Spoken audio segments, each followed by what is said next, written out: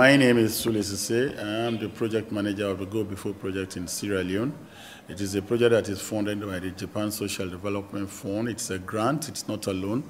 And we are working through 4 local councils, 2 in Bombali district and 2 in the Bond districts, to give anchorage to the decentralization process. We have 84 communities in the Bombali district and 19 wards, 40 villages in the Bond district and 8 wards. Each of the villages is entitled to 14 million leones to be paid in 3 installments, and each of the wards is entitled to 20 million leones to be paid in 2 installments. Our community-driven development projects range from agriculture, education, health, infrastructure, and income generation. Agriculturally, the thrust is on rice cultivation because Sierra Leone is a rice staple food country. In education, we have implemented the construction of primary schools and school furniture. In health, we have implemented the construction of traditional birth attendant delivery houses. We have also equipped those delivery houses, and we have also implemented the construction of health clinics. Income generation, a lot of our women that are on board are participating in vegetable gardening, soap making, gara tie-dye, gari processing. For youths, what they do is mainly they are engaged in skills training and also recreational activities, and that includes young boys, young men, and young women. Infrastructure, we have constructed a lot of bridges and culverts in both our pilot districts. Now, the important thing about the GoBifo project is that it is concerned about marginalized groups such as women, the youths, the aged, and the disabled. These are all brought on board in the process of implementation of those projects in the Bombali district and Bond district. Women in particular have been prioritized because they have their own development priorities and needs in their communities. Now, they are not treated isolatedly, but then their development projects are all incorporated into the village plans. Development projects including things like soap making, gara tie-dye, etc., and vegetable gardening. The youths have also been taken care of. They particularly want to be engaged in things like skills training, and a lot of them have been engaged in it. Skills training, carpentry, auto mechanics, and masonry. Some of them are talking always about recreation, and they have been provided with soccer kits and soccer balls. Even with young ladies, the same soccer kits and soccer balls have been provided in communities. The disabled are also interested in skills training, and they are going through skills training in workshops, metal workshops and blacksmithing workshops. So these are primarily what we are doing. So in terms of collective decision making, this is now a village affair, a community affair in our GoBifo communities. Originally, only the village councils and the village chiefs articulated the interest of the communities, but it has been seen that they do not know all of the development challenges of those communities, and therefore now it's the villages themselves that sit together and agree on identifying their development challenges and how to address them. We have had so many calls from other districts and other chiefdoms, from politicians, from teachers, from civil servants. They want the project to go into their communities, but funding is our problem.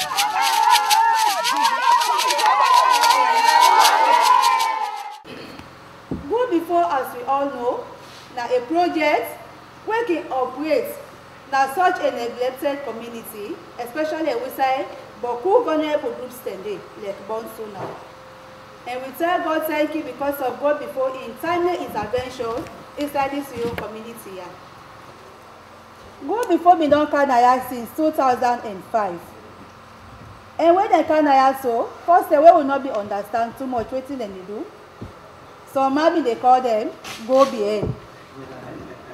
But as time they go on, where would they see the work where they're able to do and the work where they don't do for this community are proud enough we as national so for calling by a name GoBifo because they don't demonstrate in this community. GoBifo don't trust the community people at this island because when they don't give them their own money, They don't really man them, and at the end of the day, accountability and transparency don't do. So when you don't give person work for you, if you account for her and you still say it accountable and it transparent, the project will develop. If not for that, it will just go down the drains. So I tell Una Boku, thank you for that. GoBifo now the project where don't bring people there together. Yesterday back on the talk of inclusion. It don't include the disabled, it don't include the youth, it don't include the women, it don't include all man. All man they try now for let this project can and promote. They don't like train ward committee members and various such as leadership training, ward project writing, and not only in our ward but the community at large. We tell Una Boku, thank you for that. Then if this Bafao that they see first, we cannot be the barrier. If we say under rain, we all be join hand with her, if we deal with tree, rain the beat we for roof this year. Then I put on to now Mr. Sisona come and Mr. Oil, Mr. Dan.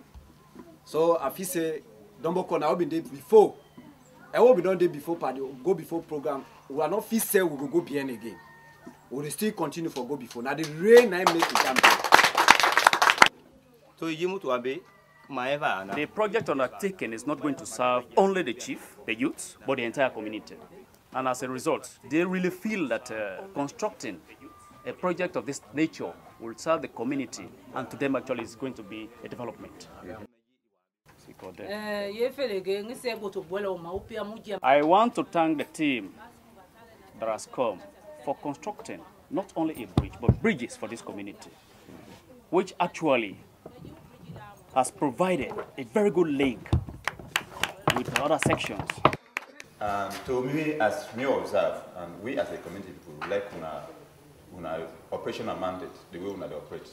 We appreciate that because it's like any project so far, now that salon will lack with monitoring. But as far as what we see the GoBifo project, una the monitor. And una say they can at the field for see whether which una give the people there, if they don't really do it the right way. That we appreciate them so much. And one of the things that if really this country, we practice them. I feel say, like we don't far. Like this, oh, they say Sierra Leone, poverty, until we don't jump that side, we don't do the far. One thing we appeal to me very much, now the bottom-top approach. Before that time, one thing we will be used to, like a meeting of this nature, we just they can sit down, people from the top table, then they talk, then they talk. Sometimes they will just say any one or two questions, and that's the end of the meeting. But with the GoBifo now, people, then every individual get right for talk what you want to talk. So with that, it just make like say we all almost equal. Not that seniority not there, but when it comes to project work and other things, everybody contribution is necessary. So we work as a chain. This financial management, it don't make now all man don't sabi about money business. This financial management, this project proposal writing, but that thing we GoBifo don't learn me. All man don't get sense now. So GoBifo don't really do well for me now. So we are strengthening the proxies for social capital in our communities. We have everybody on board, the women, the youths, the disabled. The funds are generated into the community accounts, and the people themselves go and make their own withdrawals. They have their project management committees, their project procurement committees. They procure the project materials and take them to the communities.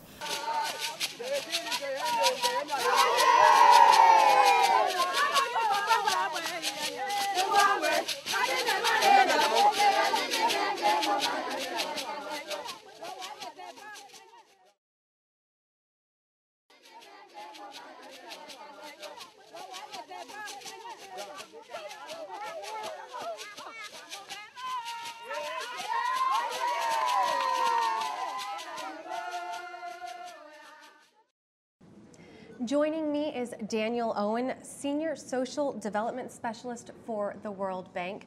Dan, thank you so much for joining us here today. Welcome. And now I just want to get right into the details and the background of your program, GoBifo.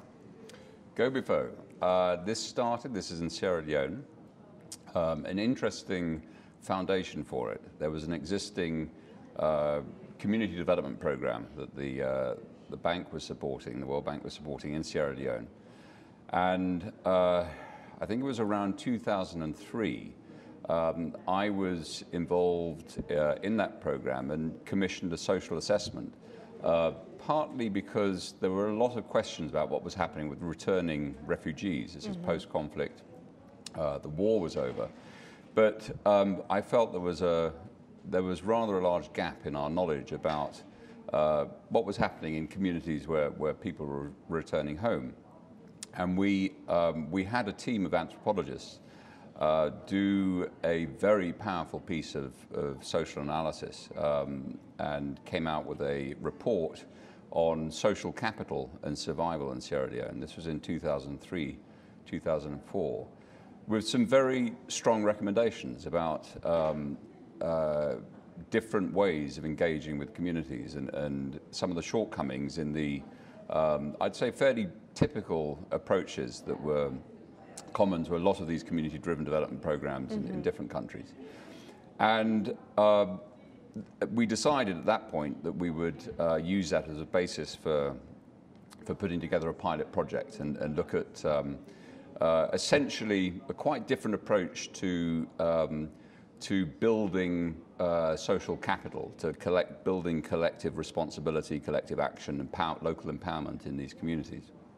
And with the help of a JSDF seed grant, went out and did consultations, and both in villages, but also in government, and a very clear sense that there was demand for this and a lot of interest in it. And that was really, that was the beginning. That was the initial design was to really slow down the pace of what sometimes happens in these CDD programs on a national scale, which is very quick interactions with communities, establishing a template for local committees to provide oversight for local initiatives. And one of the sort of key differences in the GoBifo pilot was to deepen that engagement, that initial mobilization, communities, facilitation, work on really trying to target previously excluded groups. So in particular, women and youth. And the interest in young people was, again, a sense of a tremendous disjoint from young boys in particular, affected by the war. And going back to one of the key factors in triggering conflict in the first place was this sort of disjunction and young people feeling tremendously excluded. So working very intensively on bringing those voices into thinking through long-term plans, not just we need a project and this is the project, but working on quite broad participatory planning at the community level. And now I want to actually ask you, the community participation played a big role. So were communities given the resources to implement, their own projects, or how did that work? They were, but not immediately. And this is, again, a very key principle of the project was to not disperse money, not to disperse the block grants until the communities were at a stage where they were ready and able to implement and execute, supervise, monitor, take control over all the facets of a micro project implementation, which includes procurement, working with contractors, setting up indices to measure progress and performance. The participation planning involved quite a lot of what we associate with PRA, participatory rural appraisal, very active participatory methodologies, lots of thinking of long-term visions as well as concrete action plans for a number of different projects, which then the community as a whole had to prioritize and decide which one would be the recipient for a community grant. And also, we were conscious of the need to build, to really strengthen the link between these local communities and the lowest tier of local government, which were the wards. So a lot of work on the capacity side in building up that relationship, the linkages between local villages and their development committees, and the ward councils. And we also, through the GoBifo project, had a block grant window to provide block grants to the wards to implement community projects that would serve a cluster of communities. And now the project seems to be very successful in energizing the community. So how did this happen?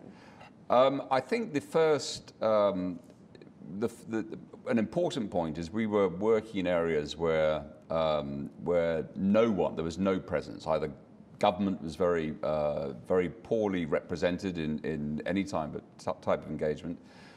No civil society organizations, no NGOs, and these were part of the screening process for identifying that first batch of 124 recipient communities. So just having local facilitators, and to come to your question, absolutely critical part of energizing was having a team, a GoBifo team, based in the district. This project was operating in the 2 poorest districts in Sierra Leone. We had field offices in both districts with a dozen ward facilitators, local facilitators, who would be continually out in those communities, working with those communities. And I think it's the important thing here wasn't arriving, announcing a program and disappearing and leaving a community to wonder if this was serious. And I think a lot of broken promises and large issue of trust and who to trust, and GoBifo faced this on that sort of the initial terms of engagement. But essentially what those facilitators did was to unleash social capital that was present in those communities, and it took a little bit of facilitation and some triggering, but particularly once the funds started flowing, people were extremely excited. And there's one important anecdote. We actually had a delay of approximately a year from when we thought we would be dispersing the first block grants to that first tranche of money passing through. And it was to do with some of the conditions in the first flow of funds on financial management and on a sort of operations manual for the whole project. In retrospect, it was an extraordinary dividend to have that extra time, because what happened in those communities, in all the communities, the initial projects that had been identified went ahead without the GoBifo funding. They found local resources. A lot of these were done without any resources, just with whatever was available locally, and people coming together and finding quite different ways of supporting a rehabilitation of a school classroom or a livelihoods project. And we were astonished actually when we came in when the money started flowing, that we were looking at second generation projects, because people had found ways to move ahead while they were waiting for this year. And I think that is a testament to the energy that was really unleashed, and that, as I understand, continues to be very active in those communities.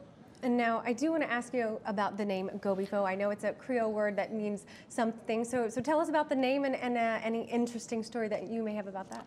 Well, the GoBifo, it's a very catchy name, and I think around Sierra Leone, it's become a brand, and people understand what it's about. It means in Creole to go forward, progress, go ahead.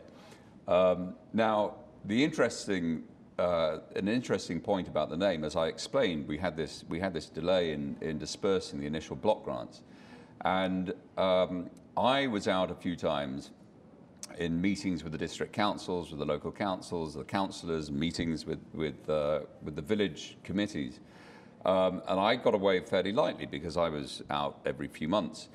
But the poor facilitators who were out there all the time were under duress for that entire year. And as I understood in these meetings with district councils, local communities came up with all sorts of alternative names of GoBifo. GoBifo, which means go forward. They were saying this is not GoBifo, this is go back, go slow, go behind. So when we finally had the flows funding, there was a tremendous celebration that actually the project was putting money into the hands of local communities, and now rightly deserved the name that had been given. And it was we put the naming of the project out. This was at the Sea Grant to those local consultations, so it actually derived from I'm not entirely sure who suggested originally, but very quickly caught on as the appropriate moniker for the project.